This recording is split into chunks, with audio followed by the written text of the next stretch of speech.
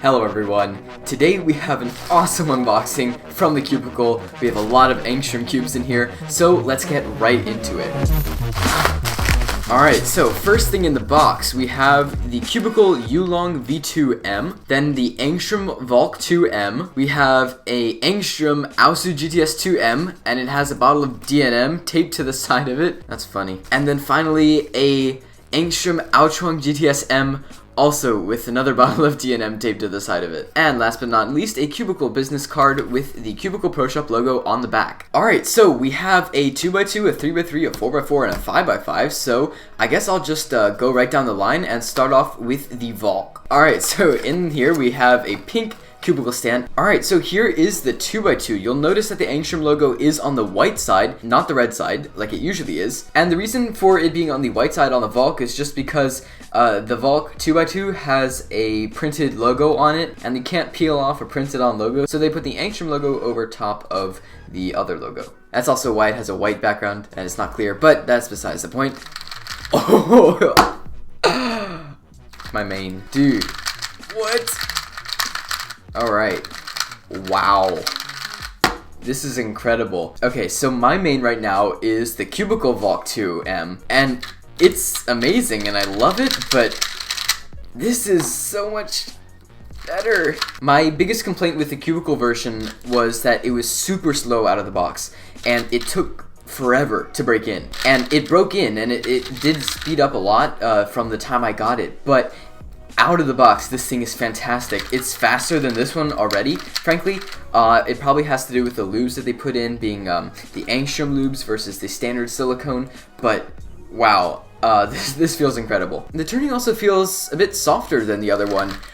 It feels like it's probably a bit looser as well, like it's flowing a bit nicer, not really catching as much, and the overall turning just feels like it's super soft. This is the best Valk 2x2 I have ever tried. I think a little bit of breaking in is definitely in order for this cube because it's a bit scratchy out of the box, but I think that's attributed more to the fact that it is a new cube rather than a fresh lube. So I'm hoping that the speed will be maintained while I'm breaking it in because the speed is really perfect right now. I don't think I would want it to be any faster because it's at a nice controllable speed right now, and I don't really like 2x2s that are so insanely fast I just can't control them. Yeah, I'm gonna go ahead and do a solve.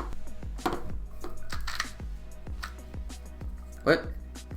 I did not plan that well. So I'm assuming that the tightness probably has to do with why this one feels so much faster. Let's see. You can pull it apart to about there on this one.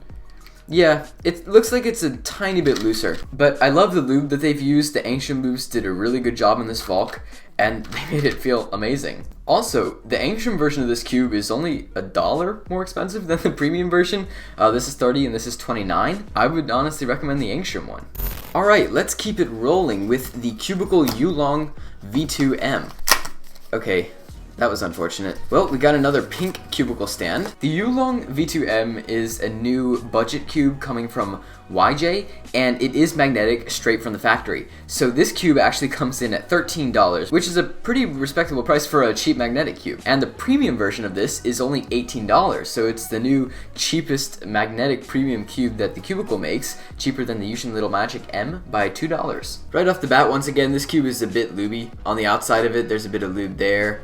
On the red side you can see it, but that's not really a big problem. Let's get into first turns.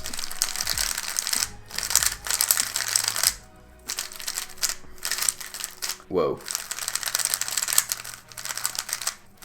You know, I gotta say, it's not really what I was expecting at all. I was thinking that this cube would be really, like, not as forgiving. What did I just do? I hate end perms. It's not really that snappy out of the box. I thought it would be a bit like the corner cutting wouldn't be that great because in my experience, the Ulong V2M's corner cutting is not the best in the world, but it's great for the price. Look at how far this thing corner cuts. Now, you shouldn't need to corner cut that much ever, but I think the thing that we can take away from that is this cube is definitely not going to be prone to very many lockups. At least if you're a decently accurate turner. Also, I think we gotta appreciate the shades on this cube really quick. The blue is pretty deep. I really love the contrast between the blue and the green, and the orange and red is pretty good, and the yellow and white is fairly standard. So I really like the shades on this cube, and they have a really nice contrast. Taking a look at the pieces real quick, it's a very simple edge design here, but you have a ton of these grooves running through the entire edge piece, and a fairly simple foot. And the corners also have a fairly simple design, and they carry over the grooves that were on the edges onto the sides of the corners here. Another interesting thing you'll notice on this cube is that the corners are not very squared off compared to a lot of modern 3x3s. So the rounded corners on this cube tie back into the original design of the first YJ YuLong V1. The original YJ YuLong came out way long ago. The version 1 of this puzzle was an amazing budget cube back in the day for half the price of your average 3x3, but this modern 3x3 still has a similar feeling to a lot of those old Moyu 3x3s. The thing this is reminding me the most of right now, honestly, is like an Ulong V2. It's almost like an updated Ulong V2. I'm not going to outright say that it's better than the Little Magic right now, but it's definitely going to give it a run for its money. Alright, let's move on. This is the Angstrom AoSu GTS2 M. I'm just ripping through these boxes today. Alright, this time we got a clear cubicle stand. Alright, so here is the puzzle. Once again, we have the Angstrom logo back on the red side where it normally is. I've actually never had an AoSu GTS2 M. I've never had an AoSu or any Moyu 4x4, so let's get into first turns.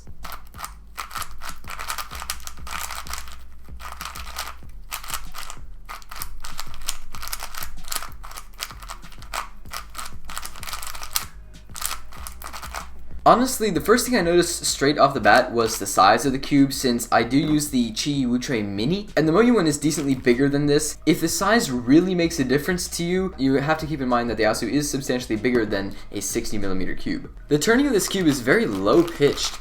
I really like the sound of it. It's very smooth, and each layer is very even. So by that I mean the speed of the inner layers is comparable to the speed of the outer layers. It's not really uneven. My Wutre, it feels like a bit more compact and a bit more flexible, but the turning on this is also a bit grindy and bumpy, whereas the turning on this is very solid. It feels really refined and smooth. The magnets have a really nice snappy feeling, so at the end of each turn it really feels like it clicks into place, not in an obtrusive way, but the turning is a lot snappier than on this mini Wutre. I am looking forward to getting the Valk4 when it comes out in the future. For the meantime though, I think this one definitely has a shot at being my main. I love what they've done with the Angstrom lubes in this puzzle. I think they made a great balance between the lubes. It's not too fast, not too slow, but it's at a perfectly controllable speed for me right now. If anything, it's on the quicker side. When I got the Angstrom Wutre 4x4 from TheCubicle, it was pretty gummy and slow out of the box, but this one is basically usable like in a competition straight out of the box, which is really amazing. This one is on the pricey side. It's about $53. So once again, I wouldn't recommend upgrading to the Angstrom version of this cube from a Wutre or from even a regular AoSu GTS2. But if you're coming from a budget cube like a Guansu or some other Chi budget cube, this is definitely a very premium upgrade. And if you're thinking you're going to be pretty serious about 4x4, this is an amazing cube to pick up. There's one more in the box. Let's get into the Angstrom AoChuang GTS M. Here we have another pink cubicle stand. Now this is one I'm very interested in because I have tried it many times and I don't actually have the base version of this puzzle. My main has been the Cubicle Labs Wushuang M, and it's been my main ever since I got it, and that's been like 2 years now. But maybe it's time for an upgrade. Let's see.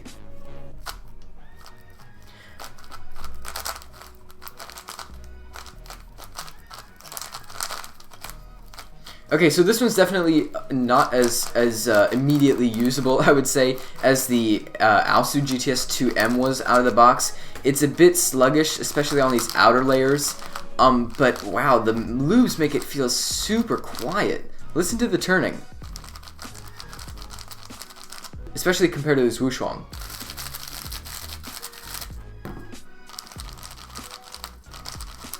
Very quiet.